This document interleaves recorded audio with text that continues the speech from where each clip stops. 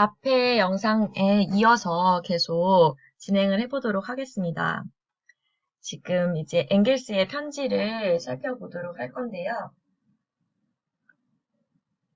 먼저 엥겔스가 어거스트 베벨에게 보내는 편지잖아요. 그래서 어거스트 베벨이 누구인지 잠시 확인을 해보도록 하겠습니다. 어거스트 베벨은 여기 보이시죠? 독일의 사회주의자로 독일 사회민주당 창립자의 한 사람으로 마르크스주의의 뛰어난 선정가이자 이론가입니다. 제2 인터내셔널 시대의 뛰어난 행동가, 이론가입니다. 이제 편지로 다시 돌아와서 이 사료에서 제가 주목한 부분은 땅과 농민에 대한 그 언급이 있는 부분인데요. 아래쪽에 있습니다. 이 부분, 파란색으로 표시된 부분입니다. 땅은 대부분 큰 농부들에게서 나오며 그들의 가장 작은 부분은 피센트, 농민들에게 팔지만 너무 작기 때문에 이 농민들은 주간 노동자로 다시 큰 농장에서 일해야만 합니다. 아직 해체되지 않은 봉건영지는, 이게 지금 봉건영지라는 뜻인데요. 봉건영지는 공동농업을 위해서, 그 뒷부분이 좀 중요한데, 공동농업을 위해 협동조합 사회로 보내줘야 한다. 이렇게 이야기하고 있습니다. 그러면서 토지 공유에 대한 이야기를 하게 됩니다. 이제 짧은 편지 그리기도 하고 이 글 자체가 아까 전 영상에서도 말씀드렸는데 이거 같은 경우는 시대가 다르다 보니까 집단화 정책과 직접적인 연결이 되지는 않아서 이제 계속 고민을 하면서 자료를 찾아본 결과 제가 이 마르크스와 엥겔스의 경제 정책하고 스탈린의 집단화 정책을 직접적으로 연결시키는 논문을 하나 찾았습니다. 이게 이제 토니 클리프의 논문이었는데요. 이 논문을 2차 자료로 제가 선정을 해서 잠시 후에 소개해 드리도록 하겠습니다. 이렇게 해서 지금까지는 콜렉티비제이션의 스탈린의 집단화 정책과 무크 강의 3가지, 그와 연계된 1차 자료 총 3개를 보게 되었습니다. 이제 보시면은 아까 쭉 처음 첫 무크 강좌였고 그에 따른 1차 사료, 스탈린의 연설문, 그리고 다시 또 강좌, 그 다음에 그에 따른 1차 자료, 우크라이나 페미인이고요. 그 다음 또 예일대 강의, 3번째 강의 강좌, 그에 따른 또 1차 자료를 하나 선정을 했고요. 이제 2차 자료를 말씀드리도록 하겠습니다. 보시면 이제 토니 클리프에 대한 설명도 잠깐 해드리도록 할게요. 보시면 1917년도부터 2000년도까지 사셨고요. 이 분은 보시면은 트로츠키주의자인데요. 아랍인과 유태인 노동자들을 연합시키는 운동을 주도하는 데 주도적인 역할을 했다고 합니다. 그래서 저자의 영역을 확인해 보고요.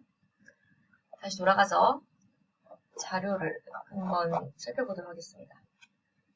역시 파란색 부분 위주로 보게 될 건데요. 여기 보시면은 자본주의에서 파산된 농민이라고 되어 있습니다.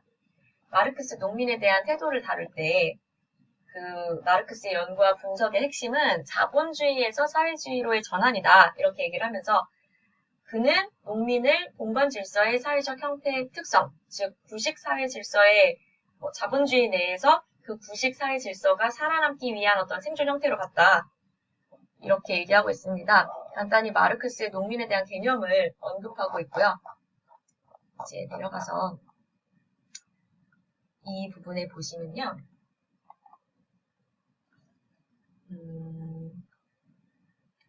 마르크스는 대규모 봉건 재산의 분배에 대한 소농민의 투쟁을 지지를 했고요. 또 여기 보시면 이제 빨간색으로 제가 표시를 또 더 해놨는데요. 집단 생산에 우선순위를 두었고 개별 생산 장소, 소규모 소유권에 대한 집단 소유권이 지원되어 있다. 이런 얘기가 있습니다. 그러니까 대규모로 이렇게 수행이 되어야 된다. 이런 얘기인데요. 또 경제 정책이 여기 보시면 왕실 및 기타 봉건제 그런 사회, 봉건 에스테이트, 그러니까 봉건 재산, 그다음에 모든 광산, 이런 것들이 주의 재산으로 전환이 돼야 되고, 이 땅에서 농업은 모든 사회의 이익을 위해 가장 현대적인 과학수단으로 대규모로 수행이 돼야 된다. 이렇게 나와 있습니다. 역시 뭐 앞에서 지금까지 살펴본 것과 같이 스탈린도 클수록 좋다 이렇게 얘기하고 또 뭐 집단 같이 해야 되고 막 그것만이 이 우리 제국 러시아 소련 제국의 뭐 옛날에 제국이었던 거를 스탈린이 계속 생각을 계속하면서 언급한 그런 연설문도 있는데요. 어쨌든 이런 스탈린의 생각과 다 일맥상통하는 부분이라고 판단이 되어집니다. 그러면 2차 사료들을 이렇게 살펴보는 거, 1차 사료, 2차 사료를 살펴보는 것은 이쯤으로 마무리를 하고, 이제 마지막으로 제가 러시아 영화를 2차 자료의 연장선으로 소개를 해드리고 싶어요. 그에 앞서서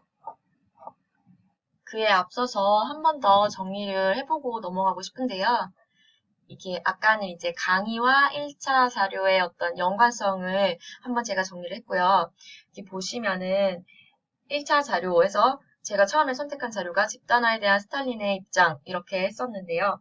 그리고 또 두 번째는 집단화 정책이 초래한 그 1930년대 러시아 사회에 대한 1차 자료를 제가 두 번째로 선정을 했던 건데요. 그러니까 1차 첫 번째로 스탈린의 연설문을 통해서 스탈린이 어떤 생각과 어떤 의도로 이 집단화 정책을 시행했는지를 알아보고, 그리고 이제 두 번째로는 그러나 어쨌든 그 정책이 어떻게 사회에 영향을 미쳤는가를 좀 객관적인 지표를 확인하고 싶었고요. 그 다음에 세 번째로 제가 자료를 선정한 거는 이제 어쨌든 공산주의 사상, 사회주의 사상의 모태가 되는 어떤 이론이 마르크스와 엥겔스의 이론에서 다 출발을 했는데, 그것과 그런 원론적인 이론과는 어떤 관계가 있는지 그거를 살펴보고 싶어서 제가 엥겔스의 편지를 또 하나의 1차 자료로 선정을 했습니다.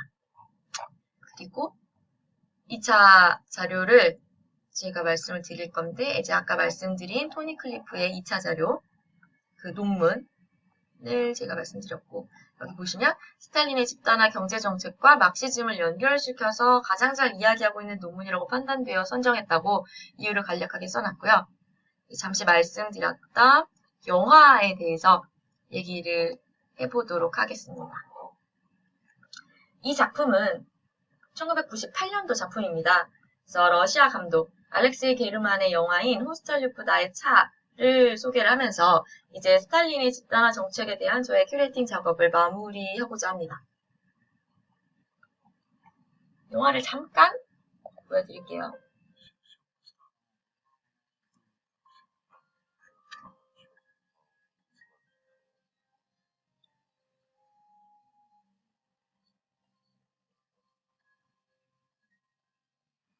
이렇게 시작을 합니다. 물론 이건 트레일러인데요. 이제 워낙 영화가 길다 보니까 트레일러를 여기서는 소개를 해드리도록 하겠습니다. 이 영화는 굉장히 이렇게 음울하게 시작을 해요. 아무래도 스탈린 시대의 마지막, 이 배경이 스탈린이 쓰러져서 의식을 잃기 얼마 전인 1953년 봄을 배경으로 하고 있고, 당시 소련에는 이 유태인 의사들이 소련의 고위 관료를 암살하려 한다는 거짓 정보가 퍼져나가고 있었는데요. 유태인 출신의 군의관인 그 유리라는 주인공이 자신에게 더 씌워질지 모르는 혐의를 벗어나기 위해서 발버둥을 치지만 결국 비밀 경찰에 체포되고 마는 스토리의 영화입니다.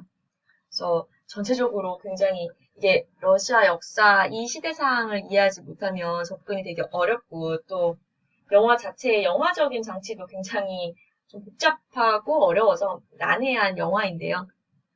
조금만 더 보실게요.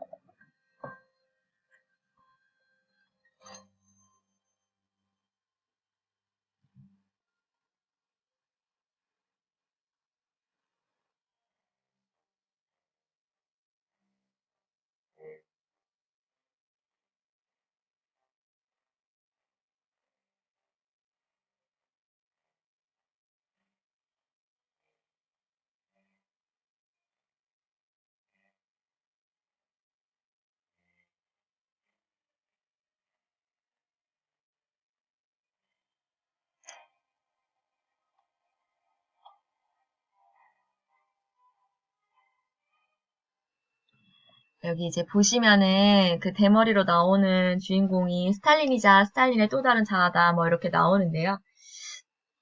이 주인공 말입니다. 이 영화는 뭐 칸 영화제 경쟁 부분으로도 상영이 됐을 정도로 영화사적으로도 되게 중요한 영화이기도 한데요. 어쨌든 제가 이 영화를 선정을 또 한 거는 일단 저는 고등학교 때 러시아어를 배우면서 생기게 된 러시아에 대한 많은 관심과 영화를 또 전공하면서 더해진 미학적으로 뛰어난 영화에 대한 어떤 꾸준한 탐색? 거기다 이제 숙명여대 역사문화학과에서 이번 학기 러시아 역사를 공부하면서 이 역사 영화에 대한 관심이 굉장히 이제 또 커졌어요. 그렇게 이제 만나게 된 영화인데요. 사실 올해 제가 자주 가는 극장인 시네마테크 서울에서 러시아 영화제를 했는데 그곳에서 소개된 영화입니다. 그래서 이 영화를 또 소개를 드리면서 물론 이제 집단화 정책이랑 완전히 직접적인 연관은 없어요. 하지만 그 시대의 모습을 잘 보여주고 있기도 하고 그 시대의 소련의 상황을 그리고 또 이 어떤 역사적 사실과 그 역사적 사실을 바탕으로 만든 영화에 대해서 좀 2차 자료로 제가 꼭 소개를 해드리고 싶었기 때문에 지금 말씀을 드리게 된 거고요. 기회가 되시면 웨이클렛에는 전체 영상을 올려놨기 때문에 한번 확인을 해보셔도 좋을 것 같습니다. 제가 이제 마무리를 해야 될 것 같은데요.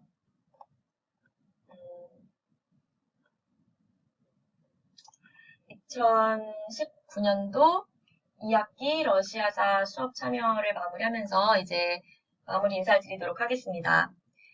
어떤 잘 짜여진 커리큘럼의 강의를 통해서 공부하고자 하는 그 역사, 시대의 큰 흐름, 줄기를 잡고 그중 관심이 있는 주제를 선정을 해서 역사적 사건, 사실, 주제를 선정해서 1차 자료를 통해 그 시대의 과거의 사실들을 꼼꼼하게 숙지하는 단계를 거쳐서 현대의 새로운 해석이나 새로운 접근 또는 재해석 등을 이렇게 연구해 놓은 2차 자료를 또 공부를 하면서 이런 과정이 역사의 사실들에 살을 붙여나가는 이런 전 과정, 작업이 저에게는 굉장히 매우 의미가 있었습니다. 그리고 1차 자료를 바탕으로 또 제작되는 이런 역사 영화들, 픽션이기는 하지만 또 논픽션적인 요소가 다분히 녹아있는 이런 영화가 후대의 사람들에게 미치는 힘을 제가 경험을 했고요. 또 그걸 믿고 있습니다.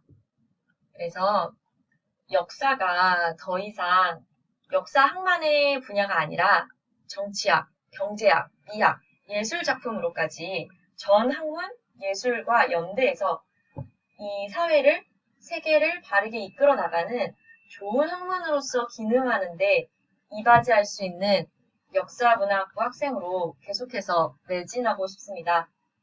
끝으로 한 학기 동안 성장할 수 있도록 잘 이끌어 주신 김영률 교수님께 대단히 감사한 말씀을 드리며 저의 러시아사 큐레이팅 작업을 마무리하고자 합니다. 대단히 감사합니다.